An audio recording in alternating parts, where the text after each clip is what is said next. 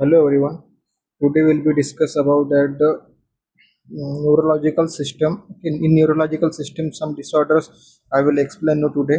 Okay, so, first one is meningitis, and second one is encephalitis. Okay, so meningitis and encephalitis, there are two different type of neurological disorders in present in children. Okay, so I will discuss now one by one. Okay, so first one I will see meningitis. So meningitis in baby, so you will be see the symptoms.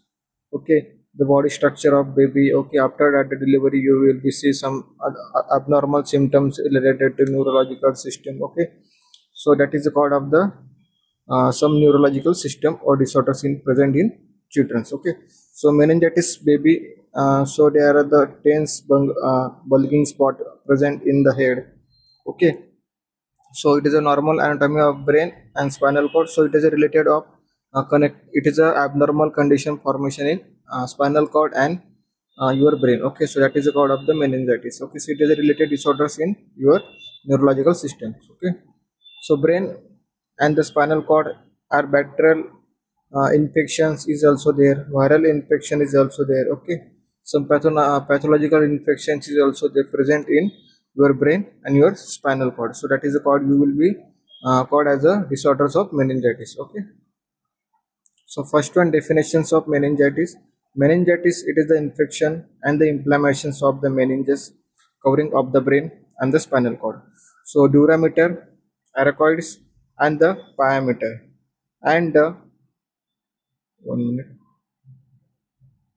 and cerebrospinal fluid. Okay, so in meningitis there are the brain covering. Okay, inflammations present in the brain covering and the spinal cord. Okay, so it is like including in your durameters, your arachnoids, your pyometers and your cerebrospinal fluid is also affected. Okay, so that is you will be called the meningitis. Okay, so meningitis मध्ये काय आहे, simple लक्षात ठेवा, inflammation होणार कुठे, मेनिंजस मध्ये. Okay, मेनिंजस हा कुठं असतो, covering of the brain. Okay, ब्रेनच्या कव्हरिंग मध्ये. त्यानंतर स्पायनल कॉर्ड मध्ये प्रेझेंट असू शकतो. ओके, त्यामध्ये खूप सारे टाईपचे, त्यामध्ये 3 टाईप आहे, एक बॅक्टेरियल इन्फेक्शन आहे, व्हायरल आहे आणि पॅथॉलॉजिकल इन्फेक्शन आहे. ते प्रेझेंट अफेक्ट करणार तुमच्या ब्रेनला आणि तुमच्या स्पायनल कॉर्डला.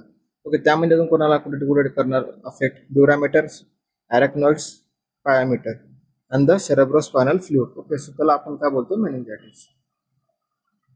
तर मेनिंजायटिसचे आपण साइन अँड सिम्पटम्स या ठिकाणी बघू. सो मेनिंजायटिसचे साइन अँड सिम्पटम्स का, स्टिक नेक. ओके, बेबीची नेक कशी असणार, स्टिक नेक असणार. ओके, ज्यावेळेला तुम्ही बेबी बघणार मेनिंजायटिसचा आहे, सो त्याला प्रॉपरली स्टेबलायझेशन त्या ठिकाणी भेटणार नाही. ओके, ज्यावेळेला तो नेकची स्टेबलायझेशन त्या ठिकाणी त्याला भेटणार नाही. ओके, सो त्याला हेवीनेस वाटणार येईल त्याच्या हेडमध्ये. ओके, त्यानंतर हेडॅक. ओके, सिव्हिअर फॉर्मेशन किंवा सिव्हिअर मध्ये, सिव्हिअर रेंजमध्ये त्याला हेडॅक आपल्याला बघायला भेटेल. ओके, सम चाइल्डमध्ये माइल्ड सुद्धा असतो, कोणाकोणामध्ये सिव्हिअर सुद्धा कंडिशन आपल्याला बघायला भेटू शकते हेडॅकची. त्यानंतर हाय ग्रेड फिवर त्या ठिकाणी त्याला प्रेझेंट असतो. Okay, high grade fever like 39 degree Celsius to 40 degree Celsius पर्यंत आपल्याला हाय ग्रेड फिवर त्या ठिकाणी बघायला भेटतो इन चिल्ड्रन्समध्ये आणि ॲडल्टमध्ये सुद्धा. त्यानंतर ओमिटिंग. ओके, एक्सेसिव्ह ओमिटिंग तो त्या ठिकाणी करणार, दिवसातून तो 3 to 4 एपिसोड्स ऑफ वॉमिटिंग त्या ठिकाणी करणार. ओके, सो हे एक साइन अँड सिम्पटम्स आहे मेनिंजायटिसचे. त्यानंतर लाईट सेन्सिटिव्हिटी, ज्यावेळेला तो लाईटमध्ये जाणार. ओके, सो एक डार्क रूममध्ये तो जास्त कम्फर्टेबल असणार. सो ज्यावेळेला आपण लाईट टर्न ऑन करणार, सो त्याला जास्त लाईट सेन्सिटिव्हिटी त्या ठिकाणी त्याला भेटणार. ओके, सो त्या ठिकाणी त्याला हेडॅक सुद्धा होणार आणि आयला ब्लरी विजन सुद्धा त्या ठिकाणी त्याला दिसून येणार. ओके, ड्राउझीनेस और कन्फ्युजन. ओके, सो त्याला कन्फ्युजन जास्त असणार.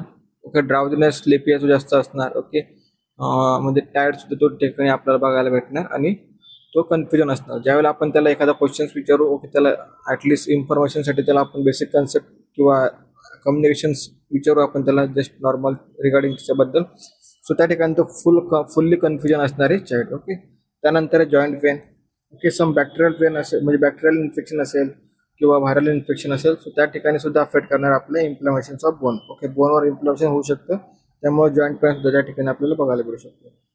फिटिंग. ओके, फिटिंग ऑफ म्हणजे काय, तो एकच सेम पोझिशनमध्ये आपल्याला बघायला भेटू शकतो. 2 to 3 आवर तो पोझिशन चेंज करू शकत नाही सम केसेसमध्ये. ओके, त्यानंतर पॉझिटिव्ह एजंट कोण आहे मेनिंजायटिसचा? नेसरिया मेनिंजायटायटिस. ओके, सो नेसरिया मेनिंजायटिस काय आहे? हा एक पॉझिटिव्ह एजंट आहे जो की अफेक्ट करतो आपल्या ब्रेनवर, ओके, आपल्या स्पायनल कॉर्डवर. इन्क्युबेशन पिरियड किती आहे याचा? 2 to 10 days. Okay, incubation period किती आहे? 2 to 10 days. आणि हिमोफिलियस इन्फ्लुएन्झा हा सुद्धा अफेक्ट करणार. सो याचं इन्क्युबेशन पिरियड किती आहे? 1 to 4 days. Okay. Enter virus हा सुद्धा अफेक्ट करणार, व्हायरस सुद्धा अफेक्ट करणार. लाईक इन्क्युबेशन पिरियड किती याचा? 3 to 7 days. ओके. या ठिकाणी पॉझिटिव्ह एजंट कोणते बघितले आपण? First नेसरिया meningitis. ओके, हा एक बॅक्टेरियल इन्फेक्शन आहे. ओके, त्यानंतर हा इन्फ्लुएन्झा म्हणजे हा सुद्धा एक बॅक्टेरियल इन्फेक्शन आपण त्याला बोलू शकतो किंवा पॅथोजेनिकल इन्फेक्शन आपण त्या ठिकाणी त्याला बोलू शकतो. आणि एंटर व्हायरस हा व्हायरस आहे. सो हा सुद्धा अफेक्ट करणार आपल्या ब्रेन आणि स्पायनल कॉर्डच्या सिस्टमवर. ओके, त्यानंतर आहे नकल रिजिडिटी, म्हणजेच की it is a inability to flex the head forward due to rigidity of the neck muscles. Okay, so तो प्रॉपरली जो त्याचा हेड आहे तो फॉरवर्डली करू शकणार नाही. का? कारण की रिजिडिटी प्रेझेंट असणार, त्याचे मसल्स त्या ठिकाणी प्रॉपरली वर्क करणार नाही. ओके, नेकचे muscles. If flexions of the neck is painful but full range of motions is present, nuchal rigidity is absent. Sometimes मध्ये काय होणार की ज्या वेळेला तो नेकचं जर पेनफुल करत असेल, ओके, रेंज ऑफ मोशनच्या टायमिंगला तो प्रेझेंट सुद्धा असू शकतो. रेंज ऑफ मोशन कसं की रोटेट ऑफ हेड, हेड तो रोटेट करू शकतो. ओके, त्यानंतर रिजिडिटी त्या ठिकाणी आपल्याला अब्सेंट दिसू शकते.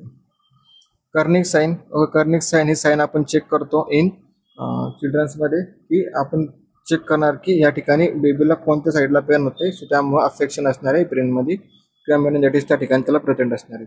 So it is a positive when the legs is bent at the heap and नी at 90 degree angles and subsequent extension in the knee is painful leading to resistance. Okay, so या ठिकाणी आपल्याला जो नी आहे तो 90 degree मध्ये straight करायचा, बेंड करायला लावायचा त्याला. ओके, सो लेग ज्या वेळेला बेंड होणार, हिपवर प्रेशर पडणार, हिपवर प्रेशर पडल्यामुळे काय होणार, त्याला जास्त पेनफुल इव्हेंट त्या ठिकाणी त्याला बघायला भेटणार. ओके, पेन त्याचं इन्क्रीज होणार.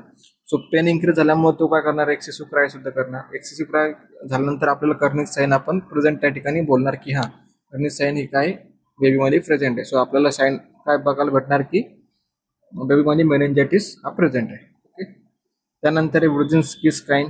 ओके, ब्रुझिन्स्की स्काइन मध्ये काय होणार की it is a appearance if involvement और इनव्हॉलंटरी lifting of the legs in meningeal irritation when lifting a patient head of the examining cuff with the patient lying supine. Okay, आता ह्या तुम्ही ब्रुझिन्स्की नेक साईन बघतात की ह्या नेक साईन मध्ये काय आहे की बेबीला आपण बेबीचं हेड आहे ना ते आपण वरती करणार. ओके, आणि बेबीला सांगणार की तुमचे लेग्स ते बेंड करा. ज्यावेळेला तो लेग्स बेंड करणार, ओके, आणि हेड वरती करणार, सो त्याला कफिंग होणार. ओके, कफिंग झाल्यानंतर त्याला पेन सुद्धा त्या ठिकाणी होणार. सो आपण त्या ठिकाणी आयडेंटिफाय काय करणार आहे, पेशंटमध्ये मेनिंजायटिस हा प्रेझेंट आहे. ओके, त्यानंतर आहे ड्रग ऑफ चॉईस कोणते कोणते देतो की आपण ट्रीटमेंट कशी करणार मेनिंजायटिसची.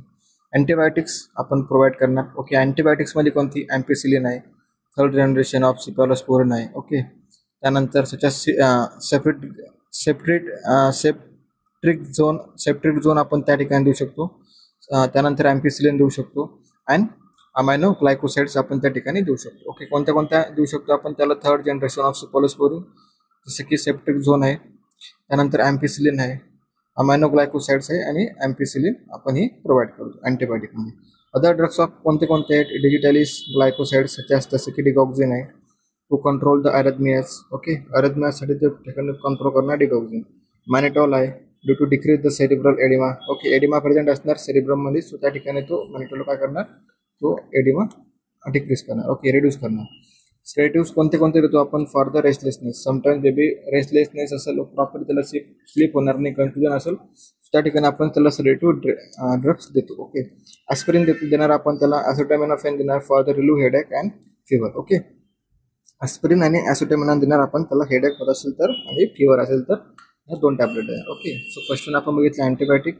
अँटीबायोटिकमध्ये कोणते कोणते? अँपिसिलिन, त्यानंतर सेप्ट्रिक झोन, अमायनो ग्लायकोसाइड्स. ओके, त्यानंतर आपण बघितलं डिगॉक्झिन, त्यानंतर डिजिटल ग्लायकोसाइड्स. ओके, त्यामध्ये आहे मॅनिटॉल. मॅनिटॉल आपण एडिमा रिड्यूस करण्यासाठी देतो, डिक्रीज करण्यासाठी. सेडेटिव्ह ड्रग्स आणि ॲस्पिरिन आणि ॲसिटामिनोफेन आपण देतो for the control of fever आणि हेडेक. त्यानंतर रिफाम्पिसिन आणि सायब्रोबे आपण ही सायप्रोफे आपण ही त्या ठिकाणी टॅबलेट देणार. रिफाम्पिसिन फॉर द अँटीबायोटिक, सायब्रोफे द अँटीबायोटिक. अँटीफंगल कोणते कोणते देणार? अँटीबायोटिक देणार. ओके, मॅनाटॉल देणार. त्यानंतर कॉर्टिकोस्टेरॉइड्स कोणते कोणते देणार? आपण डेक्झामेथाझोन असेल, ओके, सल्फोरेफ्टेक असेल, okay.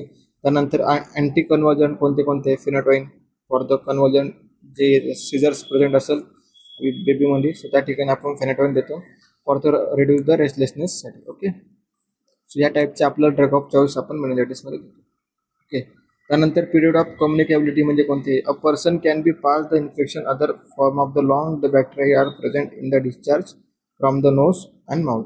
A person is no longer infection within 24 to 48 hours after the starting antibiotic treatment. Okay, so यामध्ये काय होणार की बॅक्टेरियल इन्फेक्शन ज्यावेळेला प्रेझेंट असतात सो डिस्चार्ज त्याच्या बॉडी थ्रू बाहेर पडणार, कुठून? नोज आणि माउथमधून. ओके, सो जो 24 to 48 hours जे इन्फेक्शन्स असणारे सो पर्सन म्हणजे त्यावेळेला आपल्याला त्याला अँटीबायोटिक ही ट्रीटमेंट स्टार्ट करायची. ओके. आता मेथड्स ऑफ कंट्रोल कोणते कोणते आहेत? Encourage personal hygiene specially in the practice of hand washing असेल. ओके, बेबीला आपल्याला हँड वॉशिंग करायला लावायची कारण की बॅक्टेरियल इन्फेक्शन स्प्रेड होणार नाही. Keep hand clean and wash hand properly. Okay, wash hand when they are directly by the respiratory secretion. जसं की example for after the sneezing, त्या ठिकाणी आपल्याला हँड वॉशिंग करायला लावायची. Cover the nose and mouth while sneezing and कफिंगसाठी. Okay. त्यानंतर आहे dispose of nasal and mouth discharge properly. Do not share eating and drinking utensils and the wash them before use of the others. Okay, avoid going to overcrowded places. Avoid करायला लावायचे आपल्याला की overcrowded places मध्ये तुम्ही जायचे. Okay.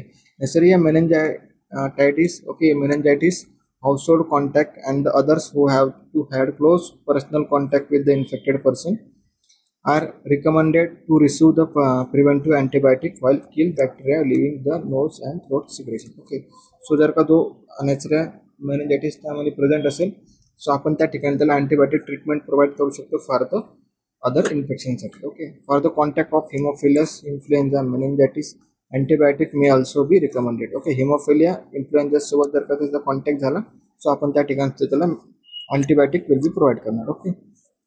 त्यानंतर effective vaccines against Haemophilus influenza like type B and the some type of Neisseria meningitis are available. Okay, so इफेक्टिव्हनेससाठी आपण काय करणार आहे? वॅक्सिन देणार आहेत अगेन्स्ट द म्हणजे किल करण्यासाठी हिमोफिलिया इन्फ्लुएन्झा व्हायरससाठी. ओके, सो या ठिकाणी आपले मेथड्स ऑफ कंट्रोल होते ऑफ मेनिंजायटिस. त्यानंतर हिमोफिलस इन्फ्लुएन्झा टाईप बी कोणता आहे तर आपण या ठिकाणी बघू. Haemophilus influenza type B HIV is a bacterial that can be infected the other lining of the brain causing for the meningitis. Hemophilus influenza B disease can occur often the 3 months to 3 years of age, peaking at 6 to 7 months of age. The disease is uncommon after the age of 5 years. So children should be Hemophilus influenza B vaccines at the 2 month of age. 2 month of age आपण त्या ठिकाणी HIV vaccine देणार. 6 month of age मध्ये आपण देणार, 4 month of age देणार आणि 12 to 15 month of age मध्ये आपण ही इम्युनायझेशन वॅक्सिन प्रोव्हाइड करतो.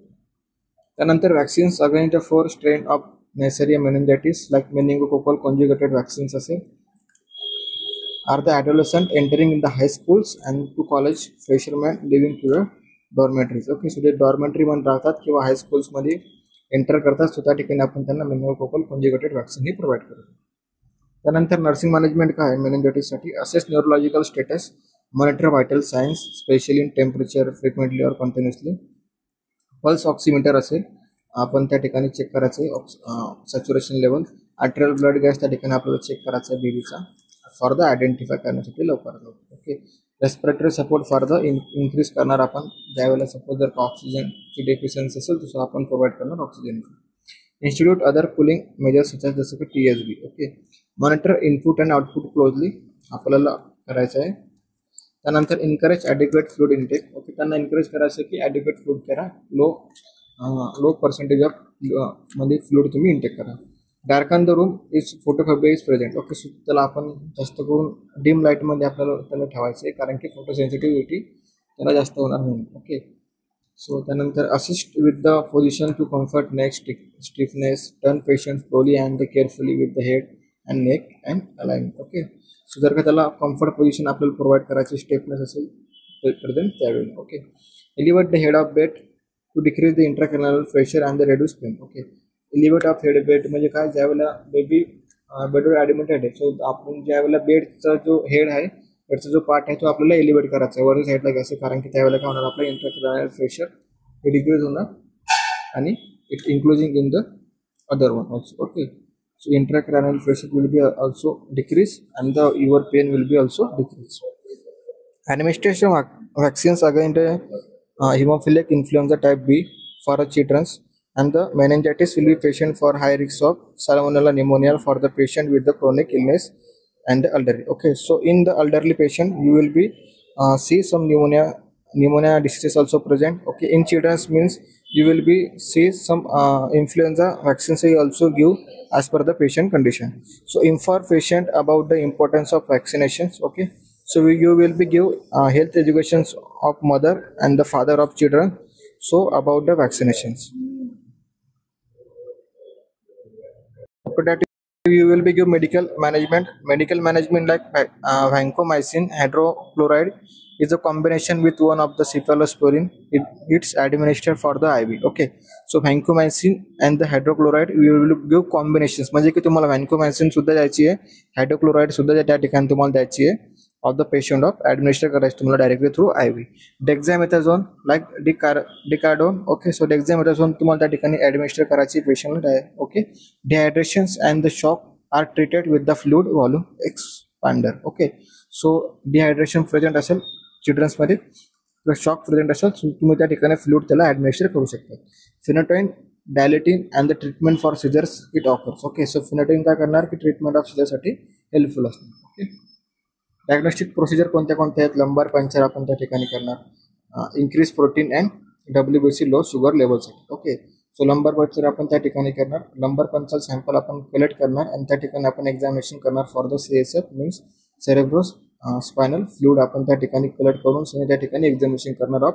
शुगर लेवल किती आहे, WBC किती त्यामध्ये आणि प्रोटीन किती आहे. Okay, so it is a check for the organism known as the cause of illness. का, कारण की आपल्याला इलनेस त्या ठिकाणी फाइंड आउट करायचं. ब्लड कल्चर त्या ठिकाणी आपण करणार. A blood culture is a test or a sample of blood to check for a bacteria in a blood stream. Okay, जर का ब्लड स्ट्रीममध्ये जर का बॅक्टेरिया प्रेझेंट असेल, so we will be take collect of sample from the children's and you will be examinations on the diagnosis. Okay, so it may be done if a doctor suspected a blood infection. Okay, so doctor suspect केलं त्यांनी blood infection त्या ठिकाणी present आहे.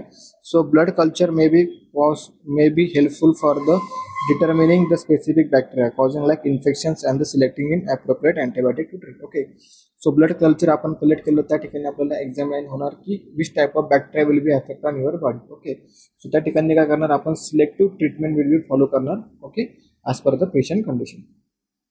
Imagining X-rays, CT scan. Okay, X-ray आणि CT scan means computerise tomography आपण त्या ठिकाणी करणार आहेत. ओके, का करणार आहेत फॉर द हेडची. ओके, हेडची आपण करणार त्या ठिकाणी आपल्याला एक्झामिनेशन करणार आहे आपण which layer will be inflammation in our brain and spine. Okay, chest और sinuses may be reveal swelling और इन्फ्लॅमेशन्स. चेस्ट आणि सायनसेस काय होणार, आपले जे पण फेसवर प्रेझेंट असतात तर त्या ठिकाणी स्वेलिंग होणार, त्यांची इन्फ्लॅमेशन्स होणार. Okay, so this test can be also helpful your doctors look for infections in other areas to the body. It may be associated with the meningitis.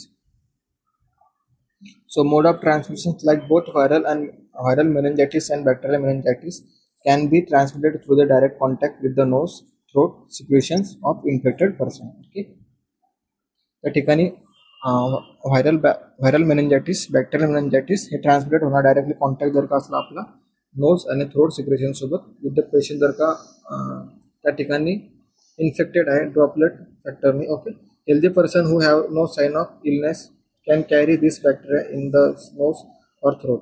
Upper respiratory tract. Okay, upper respiratory ट्रॅकमध्ये काय असणार, some carry करणार होतं bacterial infection. Okay, so nose थ्रोमध्ये. Okay, थ्रोटमध्ये. त्यानंतर viral meningitis can also transmitted through the फिको. Okay, so ज्यावेळेला आपण युरिन पास करतो, स्टूल पास करतो, त्यानंतर आपण प्रॉपरली हँडवॉश करत नाही, सो त्यामुळे सुद्धा आपल्याला हा व्हायरल मेनिंजायटिस हा होऊ शकतो. ओके, सो ही पॅथोफिजिओलॉजी आहे मेनिंजायटिसची. मी इन डिटेल एक्सप्लेन करणार नाही, आपल्याला एवढी इम्पॉर्टंट नाही. ओके, या ठिकाणी तुम्हाला समजलं आहे की मेनिंजायटिसचं मिनिंग काय. ओके, सो या ठिकाणी पॅथोफिजिओलॉजी आपण बघून घेऊ लागलो तर नेसोफॅरेंजियल कोलोनायझेशन. ओके, लोकल इन्व्हेजन, बॅक्टेरिया म्हणजे की बॅक्टेरियल इन्फेक्शन त्या ठिकाणी एंटर होणार. एंडोथेलियल सेल इंजुरी होणार. ओके, जी एंडोथेलियल सेल आहे त्या ठिकाणी इंजुरी त्या ठिकाणी फॉर्मेशन होणार. मेनिंगल इन्व्हेशन होणार. ओके, सब ॲरेक्नॉइड स्पेस इन्फ्लेमेशन होणार. सब ॲरेक्नॉइड स्पेस कुठे असणार आपल्या ब्रेनमध्ये. CSFचं आउटफ्लो रेजिस्टन्स इन्क्रीज होणार. CSFचं प्रोडक्शन जास्त वाढणार. ओके, इंटेस्टिनल एडिमा त्या ठिकाणी आपल्याला बघायला भेटणार. ओके, त्यानंतर इन्क्रीज इंट्राक्रॅनियल प्रेशर. ओके, ICP आपण त्याला बोलतो. इंट्राक्रॅनियल प्रेशर आपल्या हेडमध्ये इन्क्रीज होणार. मला decrease the cerebral blood flow. Okay, so त्यामुळे आपल्या लोकांमध्ये काय बघायला भेटणार, मेनिंजायटिस. सो ह्या ठिकाणी आपला हा टॉपिक होता मेनिंजायटिसचा. सो आय होप की तुम्हाला सगळ्यांना समजलं असेल. आपण मेनिंजायटिस मध्ये बघितलं सगळ्यात अगोदर डेफिनेशन ऑफ मेनिंजायटिस कशामुळे होतो, व्हायरल असेल, बॅक्टेरियल असेल आणि पॅथोजन असेल.